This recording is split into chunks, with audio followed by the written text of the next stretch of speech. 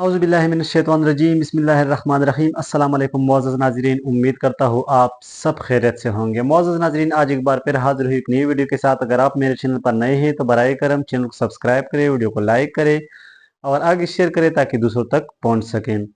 मुअज़्ज़ज़ नाज़रीन, आज की वीडियो एक बादशाह के बारे में है जो बहुत निराला था, मुकाबले का बहुत ज़्यादा शौकीन था। कभी घुड़सवारी किया करते थे, कभी निज़ाबाजी, तो कभी क्या कभी क्या। एक दिन बादशाह ने हुक्म जारी किया कि मेरे मुल्क का जो सबसे बड़ा बेवकूफ़ है वो मेरे सामने पेश किया जाए। तो सब वज़ीर और मुशीर हैरत में पड़ गए कि बादशाह ने इससे पहले इस तरह का ना मुकाबला किया है, ना हुक्म किया है। अभी बादशाह का हुक्म था, मुकम्मल होना तो ज़रूरी था। किया हुआ सब मुशीर और वज़ीर अ, इस ताक़ुब में निकले कि अभी मुल्क का जो सबसे बड़ा बेवकूफ़ है वो बादशाह के सामने पेश किया जाए।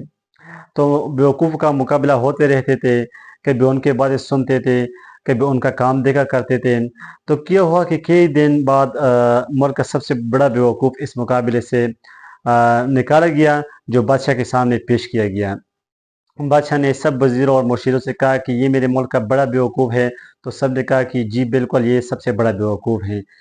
बादशाह ने फिर कहा कि इसको तुमने चेक किया है? तो साहब ने कहा कि बिल्कुल हमने चेक किया है, हमने मुकाबले किए हैं, हमने सब बेवकूफ़ों की बातें सुनी है, लेकिन ये सबसे बड़ा बेवकूफ़ है। तो बादशाह के गले में एक हार था, माला था जो हीरे जवाहरात और सोने का बना हुआ था।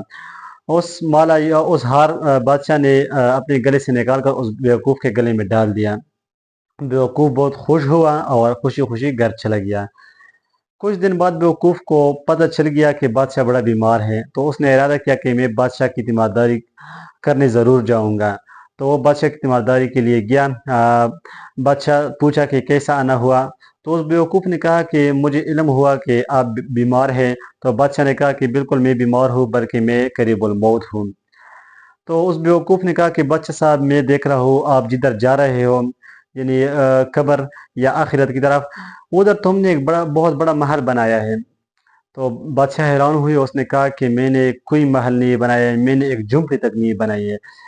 तो फिर उस बेवकूफ़ ने कहा कि बादशाह साहब, मैं ये भी देख रहा हूँ कि आपने उधर जाने से पहले बहुत ज़्यादा मज़दूर मुलाज़िम भेजे हैं। बादशाह ने कहा कि बिल्कुल मैंने नहीं भेजे हैं। फिर कहा कि सोना चांदी भेजे हैं, तो फिर भी बादशाह ने इनकार कर दिया कि मैंने कुछ नहीं किया है।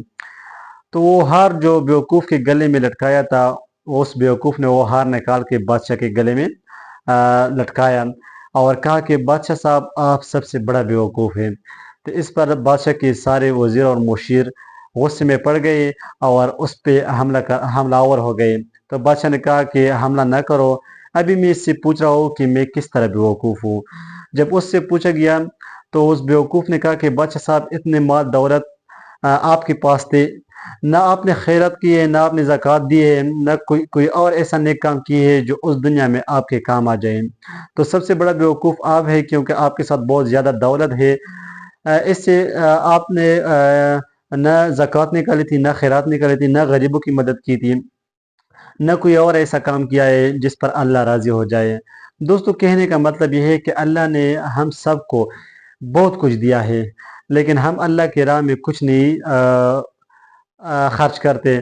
तो हमें चाहिए कि अल्लाह के राह में कोई ना कोई चीज़ खर्च करें, वो ख्वाह वो छोटा हो या बड़ा हो, लेकिन अल्लाह के नज़दीक छोटा भी बहुत बड़ा होता है जिसमें इखलास हो।